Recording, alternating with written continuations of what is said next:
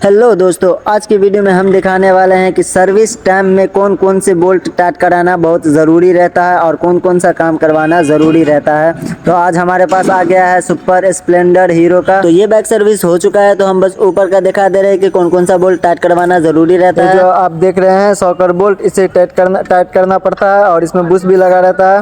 और ये है आगाड़ी का चक्का, इसे भी टाइट करना पड़ता है, चेक करना पड़ता है टाइट है कि नहीं अच्छे से। और मीटर भी देखना पड़ता है लॉक अच्छे से लगा है या नहीं। और इसका जो नंबर प्लेट है उसे भी अच्छे से क्लीन करके अंदर से फ्री करके तब लगाना पड़ता है, ताकि ब्रेक शूल कभी रास्ते में फंसे ना। फिर उसके बाद इसके लेग गार्ड में जो नट लगा रहता है, सारे नट को टाइट करना पड़ता है। और उसके बाद इसमें बोल्ट भी लगा रहता है। नीचे के साइड में हम दिखा दे रहे हैं अभी आपको।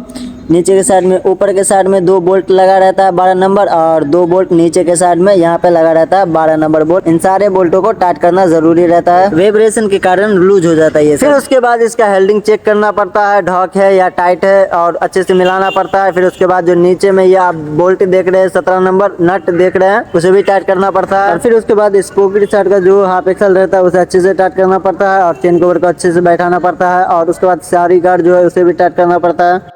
फिर उसके बाद हमें बैकलाइट चेक करना पड़ता है, ब्रेक दबा कर भी और बिना दबाए भी, कि दोनों लाइट काम कर रहा है बैकलाइट का या नहीं। फिर इंडिकेटर भी चेक करना रहता है, 4 इंडिकेटर जो लगा रहता है, चारों इंडिकेटर चेक करना पड़ता है। और हेडलाइट का बॉल भी देखना पड़ता है, हाई लाइट और लो लाइट दोनों बराबर जल रहा है या नहीं। और इंडिकेटर भी चेक करना पड़ता है, दोनों अच्छे से जल रहा है या नहीं। फिर मोड गार्ड जो गाड़ी का रहता है उसे भी चेक करना पड़ता है, अंदर में 10 नंबर बोल्ट लगा रहता है, उसे टाइट करना पड़ता है। फिर उसके बाद इसका जो क्लच लीवर रहता है उसे खोल के अंदर से ग्रीसिंग करना पड़ता है, और इसका वायर जो रहता है उसे तेल से फ्री करना पड़ता है ताकि स्मूथ काम करे। फिर उसके बाद इसका जो ब्रेक लीवर रहता है उसे भी खोल के अंदर से ग्रीसिंग करना पड़ता है, और फिर इसका वायर जो रहता है उसे भी अच्छे से फ्री करना पड़ता है तेल से। और इसका जो स्केलेटर रहता है उसे भी निकाल के ऑयल डाल के फ्री करना पड़ता है। फिर उसके बाद केम में जो 10 नंबर बोल्ट और नट लगा रहता है उसे भी अच्छे से टाइट करना पड़ता है ताकि कभी निकल ना पाए रास्ते में।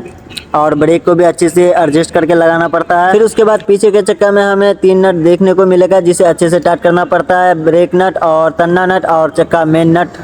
फिर इतना कर लेने के बाद इसका जो सस्पेंशन नट लगा रहता है 19 नंबर, उसे भी अच्छे से टाइट करना पड़ता है। फिर उसके बाद इंजन का जो मेन नट सब रहता है 17 नंबर, जैसे कि इधर दिख रहा होगा आपको, यहाँ से हम आपको जूम करके दिखा दे रहे, वो जो आप 17 नंबर नट देख रहे हो उसे टाइट करना पड़ता है। और नीचे भी लगा रहता है 17 नंबर नट, उसे भी टाइट करना पड़ता है। और एक ऊपर में भी लगा रहता है मोटर के साइड में, उसे भी अच्छे से टाइट करना पड़ता है, क्योंकि वाइब्रेशन के कारण लूज हो जाने पे बहुत ज़्यादा आवाज़ करने लगती है।